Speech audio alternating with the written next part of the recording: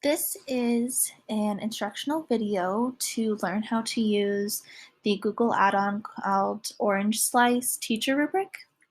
So to get started, you'll want to go to your Google Drive and then open a new document.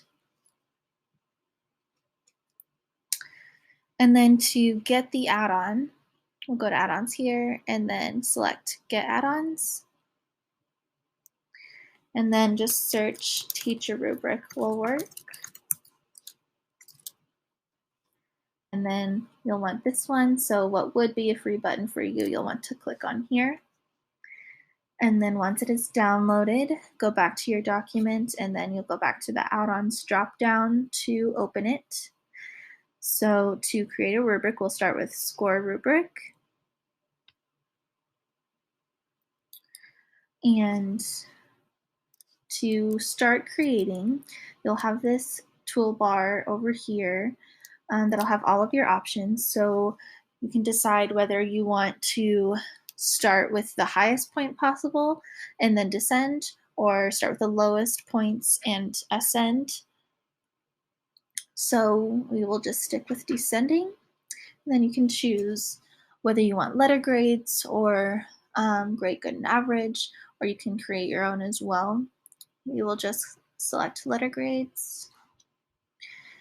And then since this rubric program is geared toward writing, the pre-programmed options are here. We will just select a couple of these. You can also add a blank row if you need, or a completion row if you are using this for just regular answers and not necessarily scoring quality of writing. So once we have this, we will create the rubric.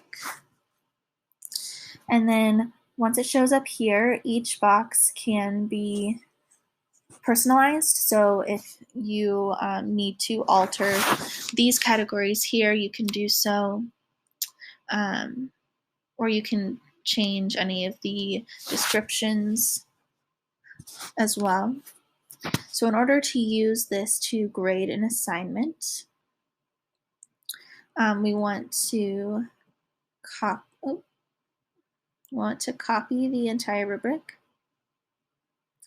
And also know that you can create a rubric before putting it through Teacher Rubric. All you have to do is make sure that this far left box here has rubric categories in it so that the program can recognize it, just in case you have something that you already have and want to use. So like I said, copy the rubric, and then you'll want to open an assignment that's online. So this is one of the assignments, and I've already pasted this here. But what you would do, if that wasn't there, you would just click at the top and then Command V, paste the rubric into the assignment. So then to grade, so once you've read through the assignment and you are ready to grade, go back to the add-ons drop-down menu and select Score Rubric again.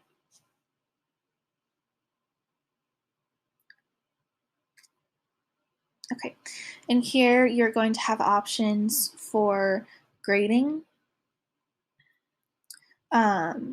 So you can choose whether this student earns a B in ideas, and we'll say A for vocabulary.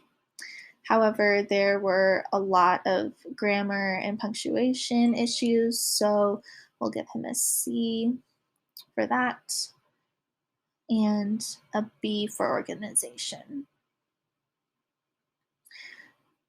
So that's your choosing for grades. You can also change the setting of the grades. So you can change rubric type. So you have competency and holistic. For us, it's just easier right now to keep it at analysis.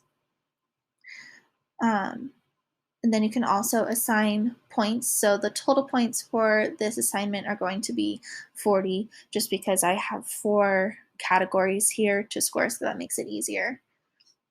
And then you also have performance points. So you can show up in the boxes here where the letters are. You can give those points if you want the students to be able to see exactly how many points each letter grade is worth. So we'll do that quick.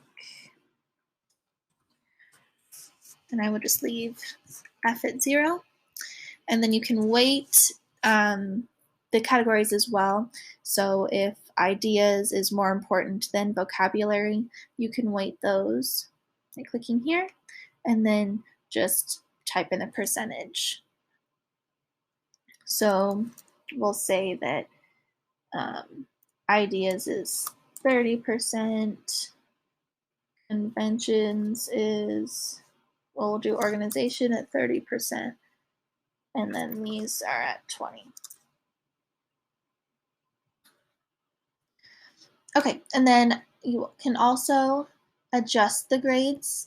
So if they earn extra credit, you can choose a percentage here to give them that extra credit. Or if it's a late assignment, you can either choose to just ignore the lateness and it'll not even count it at that point. Otherwise, you can choose the various percentages here. And then this one is just saying that you're not going to grade it. Or you can do the same for plagiarizing. Okay, so when you've finished all of those categories, then you'll want to make sure that you've actually input the grades for each one. Sometimes I go too fast and forget that part. So then just click finished. And then that's just resetting. If you changed any settings before, that'll reset them and show them in the rubric here. And then to actually process the grade, we'll click this again. And then you'll see that it highlights the points that they earned for each category. And then it also gives them the grade here at the top. The cool thing is it also shows the grade here in the title, so they'll see it as soon as they open their Google Drive. And at that point, you have completed the entire process. I would suggest that if you are creating rubric, in order to make it a little bit easier for the teacher from this point, so once you have created it, instead of copy and pasting it into an assignment like we did today, you can just share this document with your students and then have them respond or complete whatever assignment you need them to do on this one. So then that makes dispersing a little bit easier.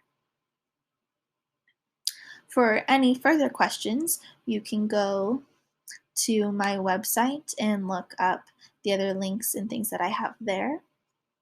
Otherwise, that is a full rundown of Teacher Rubric.